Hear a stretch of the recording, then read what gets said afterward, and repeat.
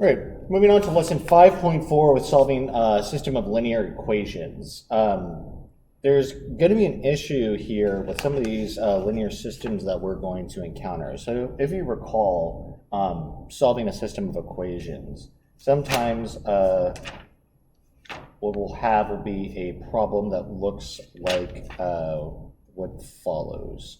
We'll have negative x plus y is equal to 4.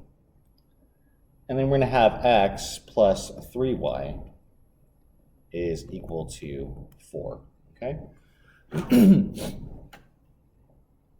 As we have that, what we can do here is, for this particular system, do either substitution or elimination. And in this case, we're going to do elimination. So if you recall, what we're going to wind up doing is combining these terms.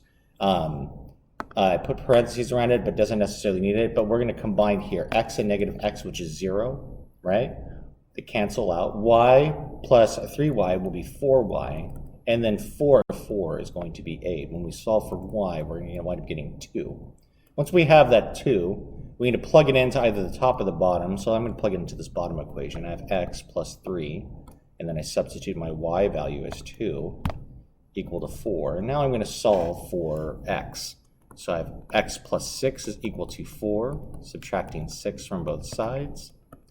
X is going to be equal to negative 2. So what this means is I have the coordinate negative 2, comma 2, which is my solution. Because after all, these two equations and two variables effectively are graphs, right? They can be graphed, that is. And those two graphs are lines, right? So those two lines, as they intersect, do so at exactly a point, and they're going to do it at this point in the coordinate plane, negative 2, comma 2, right?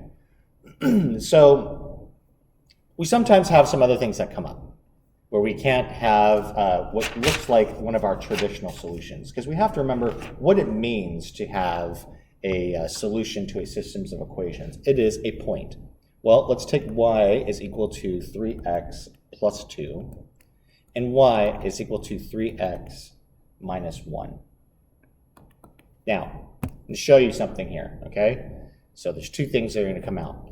Well, let's go ahead and solve this linear system. Now, we can do it two ways, right? We can do it through substitution, or we can do it through, the other thing, the linear elimination. I'm going to do substitution this time, so I'm going to insert y here. So then, rather than y, I'm going to have 3x minus 1. And that's going to be equal to 3x plus 2, okay? And when I do that, what I wind up solving, I'm going to take away 3x from both sides. Look what happens here. I'm going to have negative 1 equal to 2, which doesn't make any sense. This is false, right? Negative 1 does not equal 2, all right? So when this is false, what this means is that there's no solution. Well, think about what these mean in a coordinate plane, these two equations, right?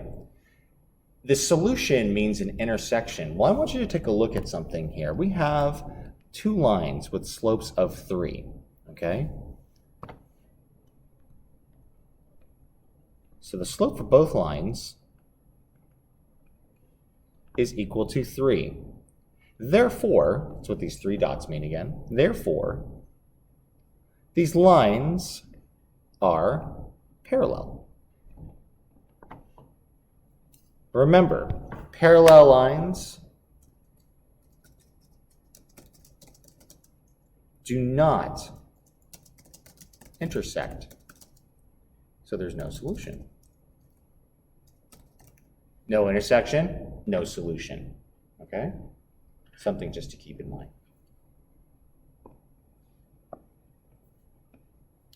Next, let's take the following. We have x minus 3y equal to 6. And we have 3x minus 9y, and that's equal to 18. Okay. So a number of ways I can go about this. I could do substitution. One of the things I'm going to do, in fact, I'm going to do that here, where I'm going to solve for x. So I'm going to have x is equal to 3y plus 6, right? I'm going to add 3y to both sides for those of you guys who are wondering how in the heck I'm doing that. Now that I have that, I'm going to insert that here, okay? And see what I'm going to get. So, I have x, in for, I'm going to have 3, and in for x is going to be 3y plus 6. And I'm going to subtract 9y, and that's going to be equal to 18. So let's go ahead and continue on here. I'm going to wind up distributing, right? So I have 3 times 3y, which is 9y, 3 times 6, which is 18, minus 9y, and that's equal to 18. Now look at this. 9y and minus 9y is going to cancel, so I have 18 equal to 18. Gentlemen, this is just always true. There's no solution for a variable. 18 equals 18 is just true, right? Let's make my t look a little bit better there. Okay? Which it means is I have, if we were to graph this, we have the same exact line on top of itself. In other words, two lines simultaneously. We do know the word simultaneously, of course, right? You play enough video games, you know when you hit X and Y simultaneously on the controller, you're hitting the two buttons together. So we have the two lines simultaneously. And when we have those simultaneously, it means that all points,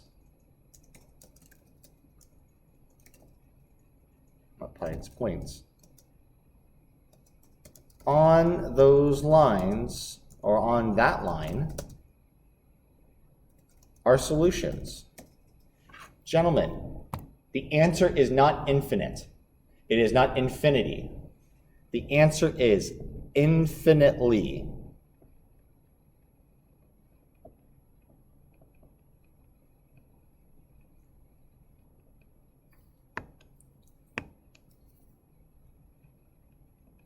Many solutions. In other words, there's an infinite number of solutions because there's an infinite number of points on the line. Do not give me infinity. That's not the correct answer. Infinity is not the answer, okay? And it's not infinite solutions, okay? Because that would mean all of the solutions, okay? That's just infinitely many. There's an unnumbered amount of solutions. But they are specific. To be a solution, it has to be on that line. Okay.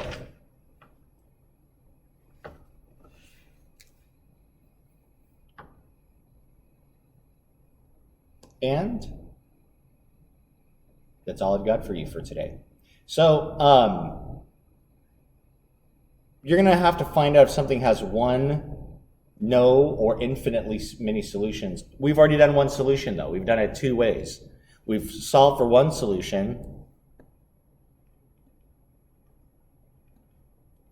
That was the first thing we did. We solved for one solution using either substitution